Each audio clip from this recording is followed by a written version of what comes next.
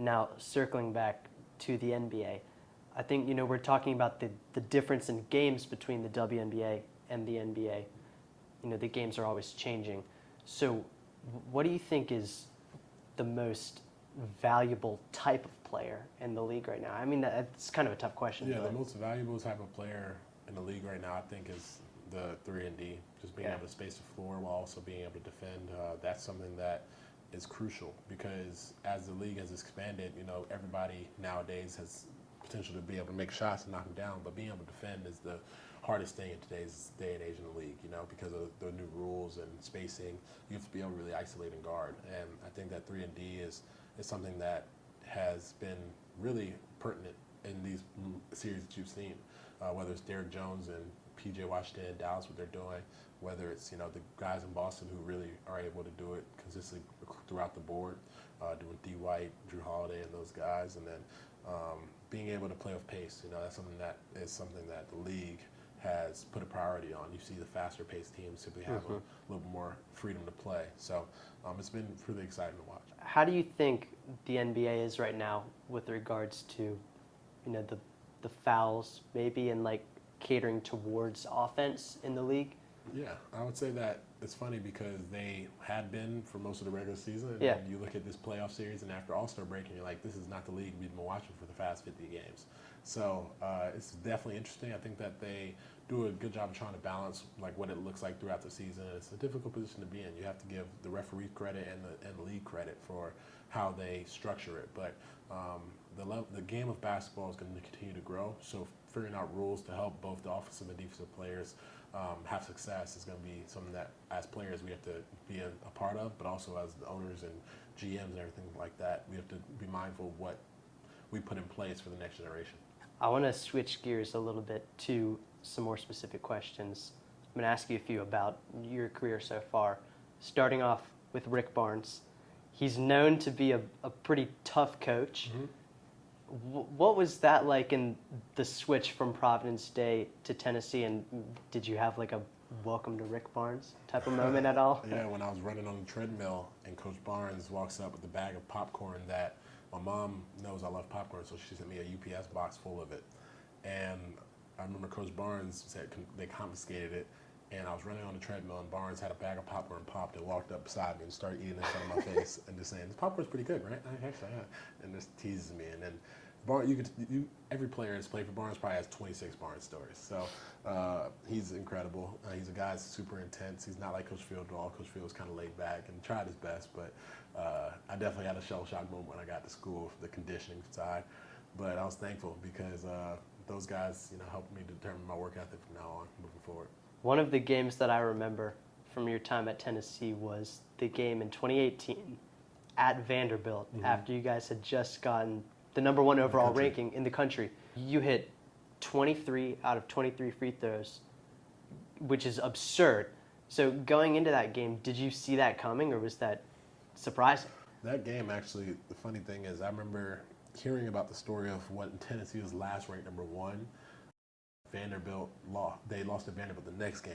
So it's really just a history thing where it's like, oh, we're about to do the same thing. You can't let it happen.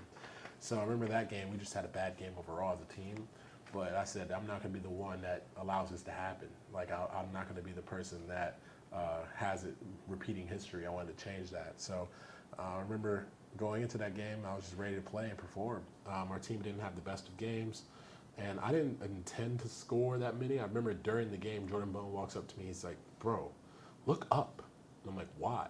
I was about to shoot a free throw again. He said, "Bro, look up." And I looked up, and I think I had 37 or 38. And he was like, "Bro, keep going." And I was like, "I got you." So I had just made those next 2 free throws, and we ended up having to go to overtime that game, and ended up winning. And I'm thankful because, that's something that I always remember, that memory. And I remember Jordan Bone walking up to me saying, "Look up." And I was so zoned in on the game, I had no idea what he was talking about. And I didn't even know how many points I had. I thought I was just, same old game. And I look up, and it's 37 already. And I guess I had something about being in Vanderbilt's gym because I had just had 37 there the year before. So 37 and 43 is pretty fun.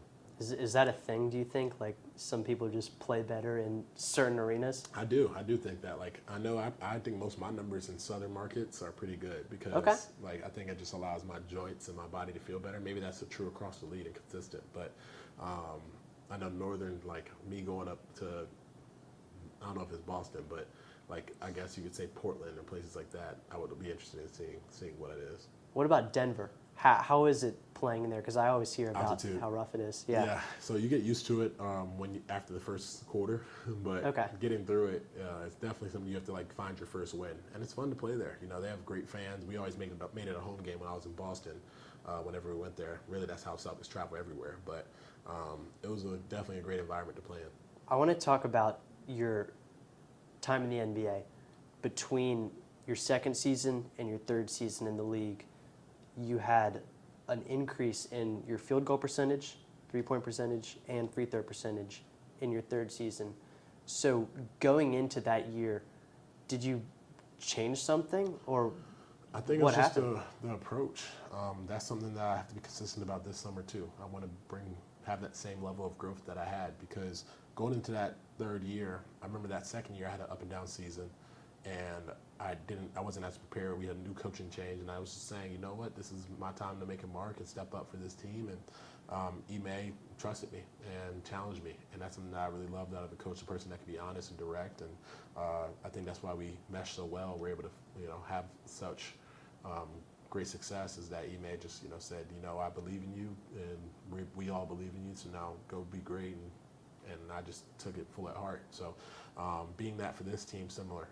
Going into this summer, we're going to have a new coaching change. We're going to have to be prepared to start the season from day one.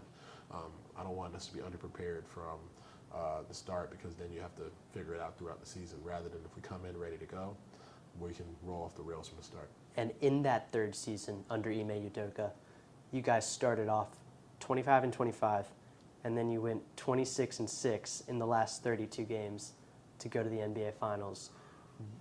What sparked that run? Was there a catalyst, or? Ime probably. I feel like Ime was the one that kind of called guys out at the All-Star break, and some of the guys we ended up trading and stuff like that, and other guys were there, and Ime did a good job of just being honest with us, and we turned it up after that.